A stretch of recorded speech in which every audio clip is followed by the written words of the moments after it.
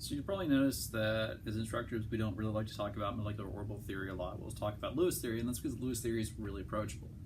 But there is a big difference between molecular orbital theory and Lewis theory. And the big thing is that molecular orbital theory cares about molecular orbitals and atomic orbitals. This is not true of Lewis theory. So Lewis theory, we talk about orbitals with sp hybridization, things like that.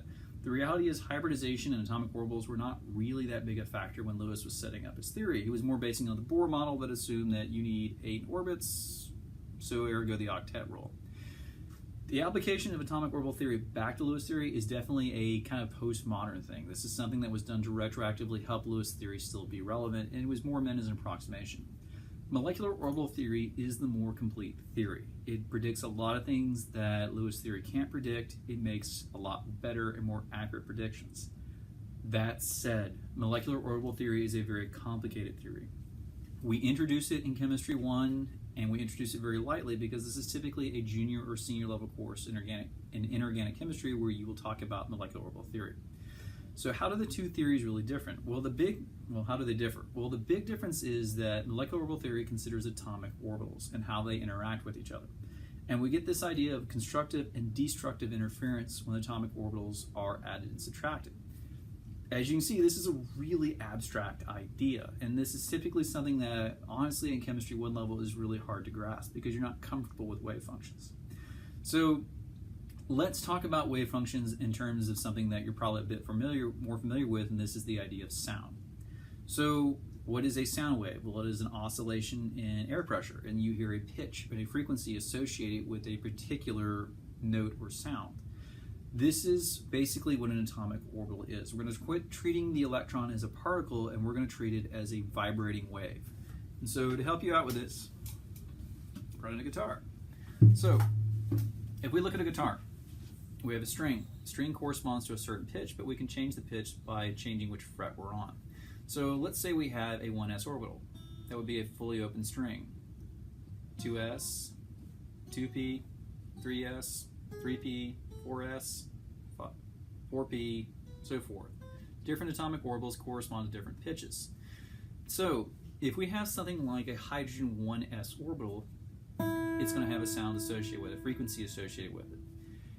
When we look at molecular orbitals, they are created by adding and subtracting different atomic orbitals. So let's say the second string here is oxygen.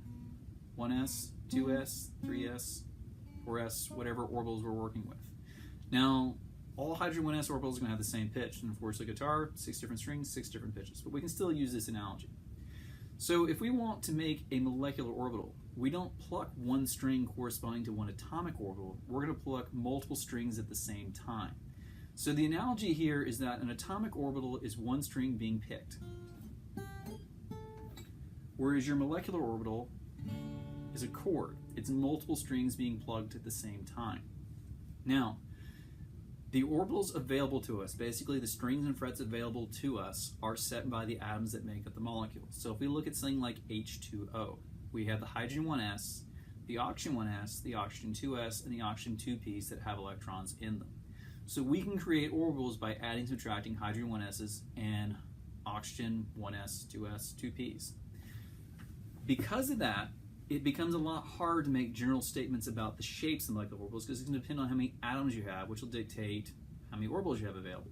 So look at something like methane, CH4. You have 4 hydrogens, each with their s's, but you each also have carbons. You have 1 carbon. It has 1s, 2s, and 2p's, and the 3 2p orbitals go with it. Now there's different ways we can arrange the hydrogens as well. We can have them in phase and out of phase. But again, all it's boiling down to is that we're trying to create a molecular orbital by adding those different frequencies up. Same thing's going to be true with the chords in this guitar. We can't sit back and say that this G chord is somehow defined by one string on here. It's actually defined by 6 strings being plucked at the same time in different fret positions. D is going to sound different. It's different atomic orbitals or different strings being pulled at different positions. So we are reluctant to talk about molecular orbital theory because it becomes a lot more abstract. Again, you can see with this, how do you define a D chord? A D chord is a series of frequencies being pulled by holding down different frets on different strings. A molecular orbital, the shape of it is created by adding different atomic orbitals together to get a general shape. Now, each atom has its own 1s, 2s, 2p. They always look the same. But molecular orbitals, their shape's going to depend on what atoms are involved and what atomic orbitals are being used for. So, again, I hope this has been a little bit helpful in explaining what molecular orbital theory is. And again, even in this video, I'm kind of glossing over details because there's also a lot involving symmetry and also degeneracy is the number of different equivalent molecular orbitals that get generated as well. But this is kind of your crash course in it.